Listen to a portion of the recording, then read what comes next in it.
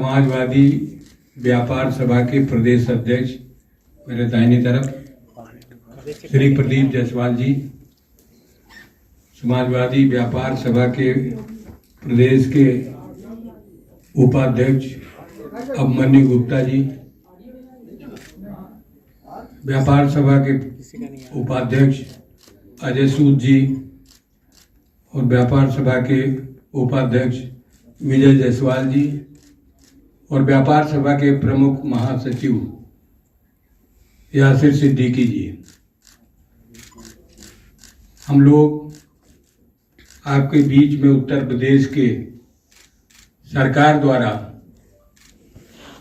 जो जनता और जनप्रतिनिधियों के साथ, समाज के सभी वर्गों के साथ जो अन्याय किया जा रहा है, उस संदर्भ में आपके समक्ष अपनी बात रखना चाहते हैं। सर्वप्रथम तो इस प्रदेश के अंदर जनप्रतिनिधियों,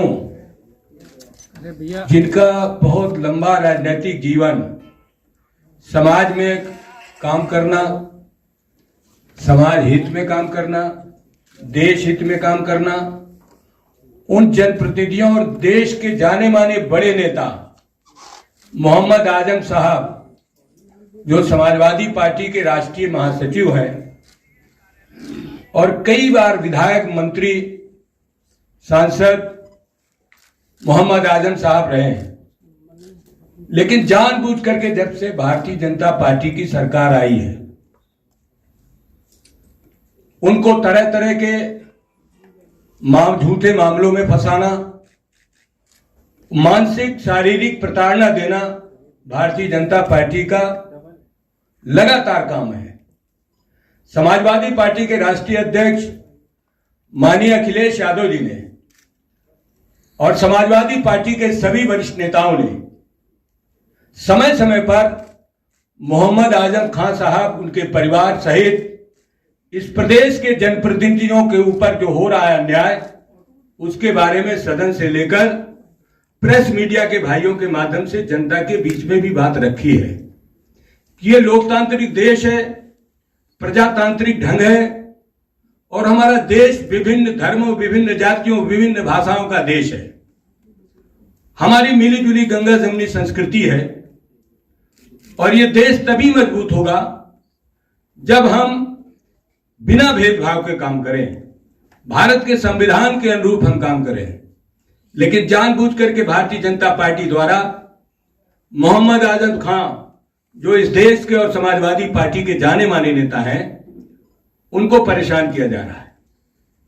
अभी आज ही पढ़ा है कि उनकी जो सुरक्षा थी, वायु श्रेणी की जो सुरक्षा सरकार ने दी थी, केवल उनके जीवन को खतरा है इस बात पर दिया था, लेकिन वो भी सुरक्षा हटा ली गई। इससे बड़ा दुर्भाग्य क्या होगा?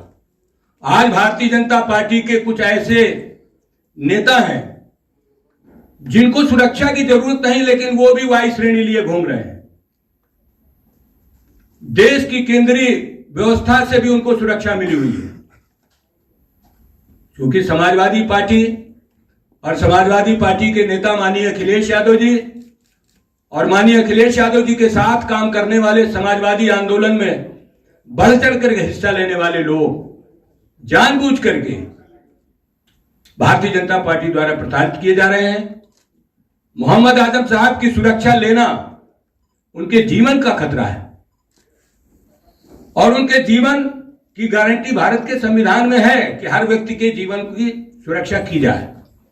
लेकिन जानबूझ करके भारतीय जनता पार्टी जनप्रतिनिधियों को अपमानित करना, मानसिक, वैचारिक और शारीरिक रूप से भी ये भारतीय जनता पार्टी करे, जिसकी मैं घोर निंदा करता हूं और भर्त्सना करता हूं कि इस तरीके का कृत्य भारतीय जनता पार्टी ना करे। हर आदमी को सुरक्षा नहीं मिल पा रही। इसी प्रदेश के अंदर अपराध लगातार बढ़ते जा रहे हैं।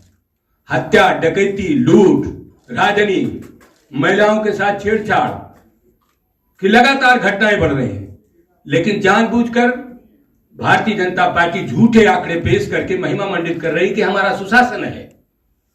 आज अदालत से लेकर खेत खलिहान तक आदमी मारे जा रहे हैं।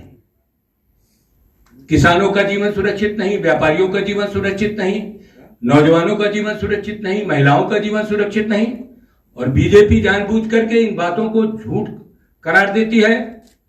पूरे प्रदेश के अंदर आज असुरक्षा व्याप्त है। हम ये चाहते हैं कि ये भारत का सबसे बड़ा राज्य है और डबल इंजन की सरकार में राजनीतिक बदले की भावना से किसी को प्रताड़ित किया जाए, अपमानित किया जाए, ये लोकतांत्रिक व्यवस्था में नहीं आता है। आज हमारा व्यापारी, किसान, नौजवान सब परेशान है। पूरे प्रदेश में, देश में महंगाई बढ़ रही है।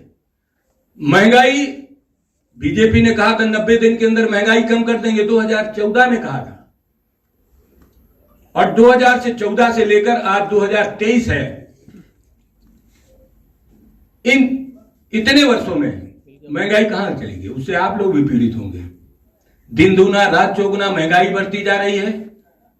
किसान अपनी फसल का मूल्य नहीं पा रहा, उसको लागत मूल्य भी नहीं मिल रहा। लेकिन जो किसान द्वारा पैदा की गई चीजें हैं, और जब वो बाजार में बिचौलियों के हाथों चले जाते हैं, चाहे वो खाद्यान्न हो, चाहे फल सब्जियां हो, चाहे तिलहन हो, दलहन हो, उनका दाम आसमान में चला जा रहा है। गेहूं का किसान अपने लागत मूल्य के लिए लाठियां खा रहा है। गन्ने का किसान अपने बकाये के लिए लाठियां खा रहा है। फर्जी मुकदमों में फंसाया जा रहा है। एमएसपी जो सरकार को देना चाहिए तो वो भी नहीं दे पा रही है। जो किसानों का इतनी मेहनत के बाद गन्ना सप्लाई करने के बाद उनका करोड़ों रुपए, हजारों करोड़ रुपए बकाया है, लेकिन सरकार जानबूझ करके किसानों को प्रताड़ना दे रही है, परेशान कर रही है।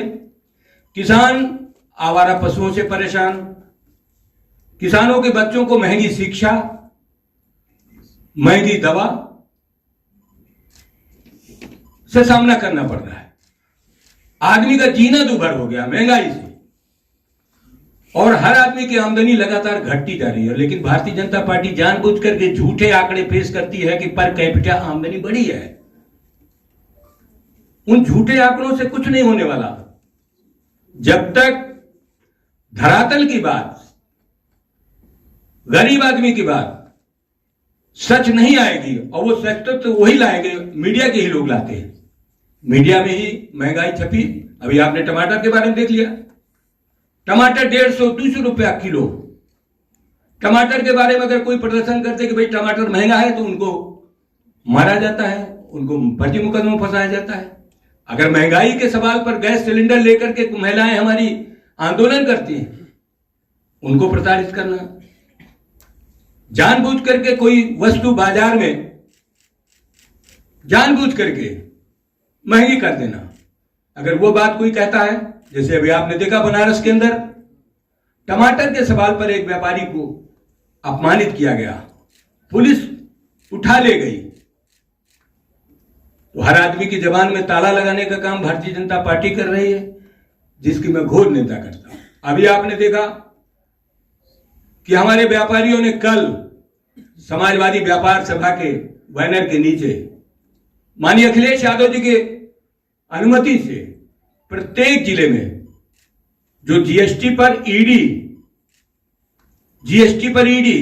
ईडी सीडी दखलंदाजी करेगी,